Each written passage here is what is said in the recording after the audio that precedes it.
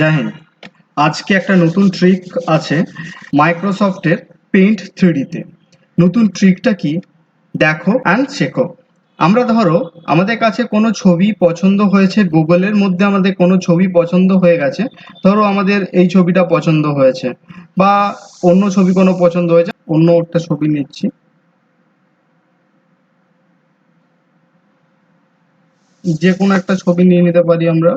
ধরো আমরা এই ছবিটাকে নিচ্ছি, ঠিক আছে। এটাকে রাইট ক্লিক, আমরা ইমেজ সেভ করব অ্যান্ড এখানে আমরা এটাকে পেস্ট করে দেবো। তো সাইজটাকে আমরা ছোট করে নিই, ঠিক আছে। এটা তো নর্মাল পেন্টেও আমরা এটা করতে পারি, বাট এখানে একটা নতুন অপশনস আছে যেটার নাম হচ্ছে ম্যাজিক সিলেক্ট। ম্যাজিক সিলেক্টে ক্লিক করার পরে আমরা এই অপশনসটাকে জাস্ট দেখো আমরা এটাকে সিলেক্ট করছি। যেটুকু দরকার এরিয়া সেইটুকু এরিয়া প্রথমে আমরা সিলেক্ট করব, এরকম ভাবে সিলেক্ট আমরা সিলেক্ট করে নিচ্ছি। ওকে, এরপরে এখান থেকে আমরা নেক্সট করব। নেক্সট করার পরে আমাদের দেখো অটোমেটিকলি সিলেক্ট হয়ে গেছে।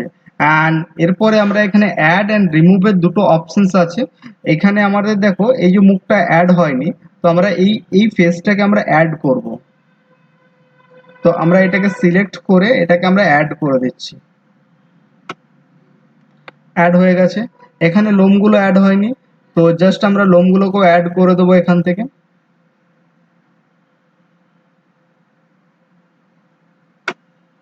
অ্যাড হয়ে গেছে। জাস্ট এইটুকু ফটো আমাদের নেওয়ার আছে। তো এই জাস্ট ফটোটা আমরা নিয়ে নিলাম। এরপরে কি করব, ডান অপশনসে ক্লিক করলে আমাদের ফটোটা এখান থেকে আমরা বার করে নিতে পারবো। দেখো আমরা এই ফটোটা এখান থেকে বার করে নিয়ে চলে এলাম। এরপরে এই ফটোটাকে আমরা মিনিমাইজ করতে পারবো, ছোট করতে পারবো, সব কিছু করতে পারবো। আর এই উপরে যে এই ফরম্যাটটা রয়েছে এটাকে আমরা ডিলিট করে দিতে পারবো। ওকে,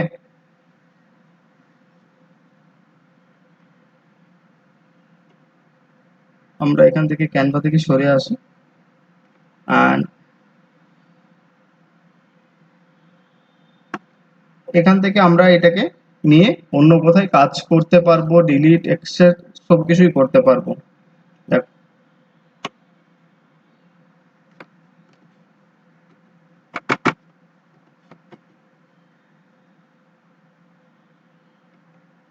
এটাকে আমরা ঘোরাতে পারবো এরকম ভাবে। তো এরকম আরো নতুন নতুন ভিডিও দেখার জন্য চ্যানেলটা লাইক, শেয়ার এন্ড সাবস্ক্রাইব করে রাখুন।